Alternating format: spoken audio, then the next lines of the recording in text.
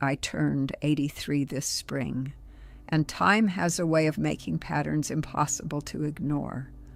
I've watched friends, neighbors, even parts of my own life slowly shrink without any dramatic moment to blame. The truth is, most lives don't fall apart all at once. They drift quietly, in small daily choices no one notices. I learned that lesson the hard way. If you stay with me, I want to share the 3 quiet habits I've seen steal more joy than any crisis ever could. I used to think life would give me a clear warning before I made the big mistakes. A flashing light, a sinking feeling, something. But that's not how it works. The things that quietly ruin most lives don't announce themselves. They slip in through the back door while you're busy with everything else. I'm talking about comfort, avoidance, and the people you forget to call back. Let me start with comfort, because that's the one that fooled me the longest. When I was 32, I had a job I didn't love. It wasn't terrible. I worked at a small accounting firm, and the work was fine.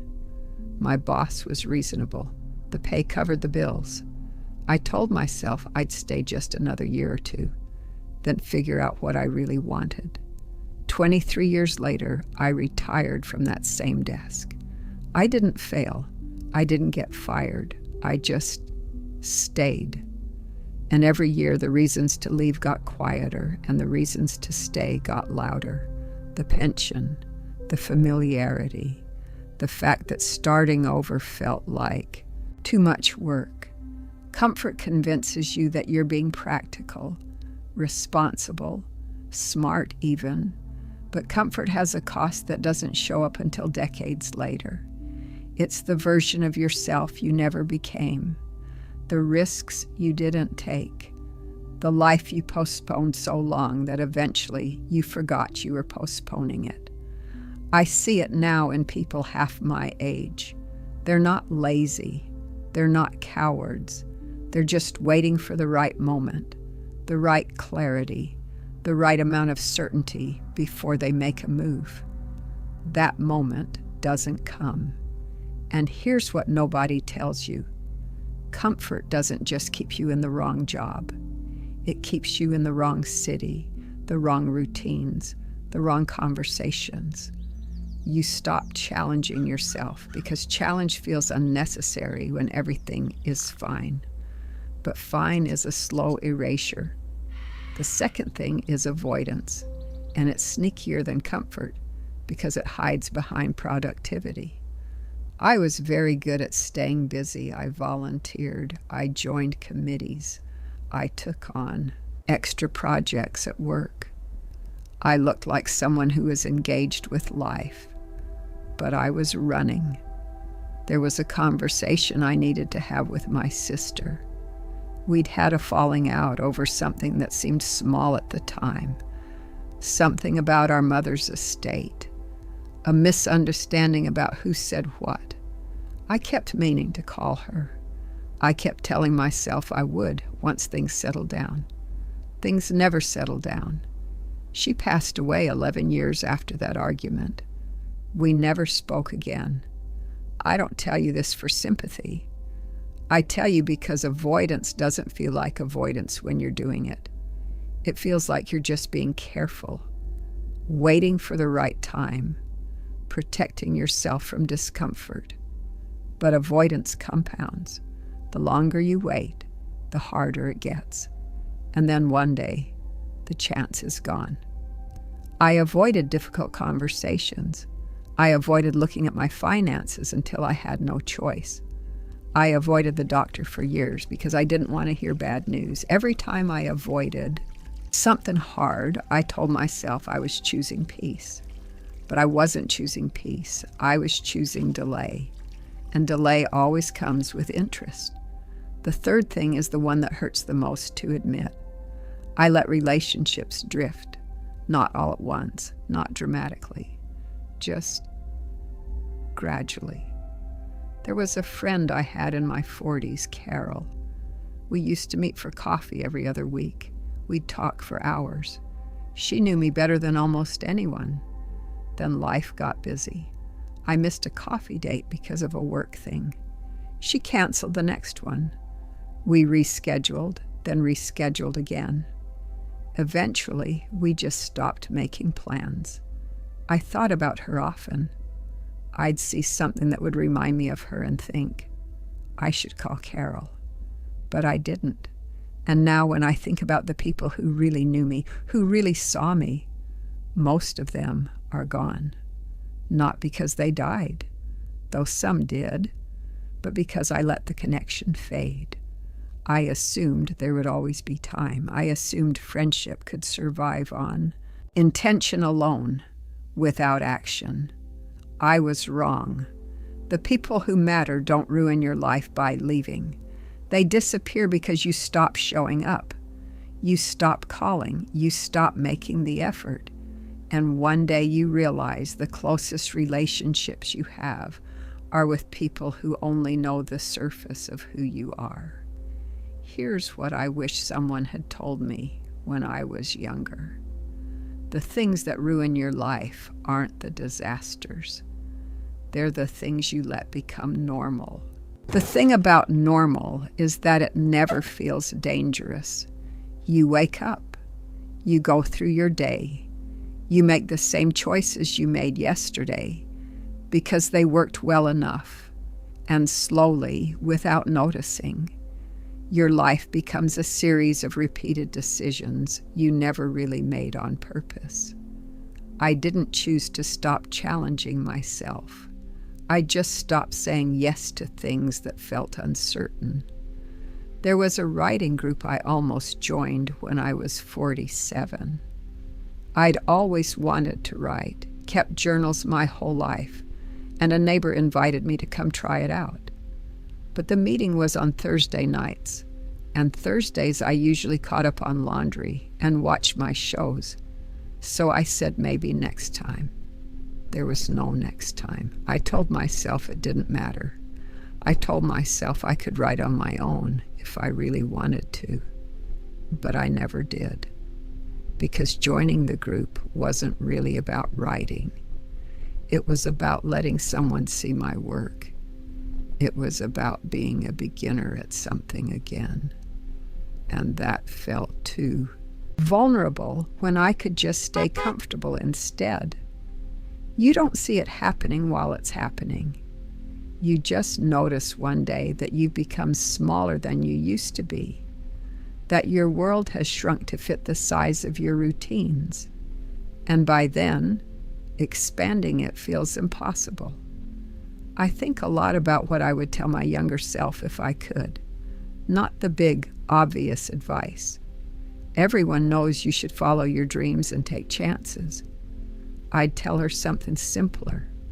I'd tell her that the life you don't want doesn't build itself in one dramatic choice. It builds itself in 1,000 small moments where you pick ease over effort, where you pick distraction over discomfort, where you tell yourself you'll do it later and later never comes. My husband used to ask me what I wanted. We'd be sitting at dinner or driving somewhere, and he'd say, "What do you actually want, Martha?" And I'd give him an answer about the house or the kids or what we needed to fix that weekend. But he wasn't asking about tasks. He was asking about me, about what I wanted for my own life. I didn't know how to answer that question. I'd spent so long managing everything else that I'd lost track of what I actually wanted, and eventually he stopped asking. That's what comfort does. It makes you forget you're allowed to want things. The truth is, I didn't avoid that conversation with my sister because I was too busy. I avoided it because I didn't want to feel wrong. I didn't want to apologize. I didn't want the discomfort of admitting I'd hurt her. So I waited for her to reach out first. And she didn't. We were both waiting for the other person to make it easy. That's how you lose years. You're both standing on opposite sides of a door, waiting for someone else to open it, and neither of you ever does. I think about all the times I said, we should get together soon, and never followed up. All the times I meant to send a card or make a call and didn't. All the people I loved from a distance because showing up felt like too much. I wasn't a bad person. I was just tired, busy, overwhelmed. But those are just reasons. They're not good enough, because the people I miss most now aren't the ones who left. They're the ones I let go without even noticing. There's a photo I keep on my dresser. It's from a birthday party, maybe 30 years ago. I'm surrounded by friends. We're laughing. I remember that day clearly. I felt known. I felt like myself. Most of those people aren't in my life anymore. Not because we fought, not because anyone did anything wrong, just because I stopped trying. I assumed the relationships would keep themselves. I assumed people would understand I was busy. I assumed there'd always be another chance. But relationships aren't like objects you can put down and pick up whenever you're ready. They're living things, and if you don't tend to them, they wither. I look at that photo now, and I see something I didn't see then. I see a version of myself who was connected, who had people, who wasn't alone.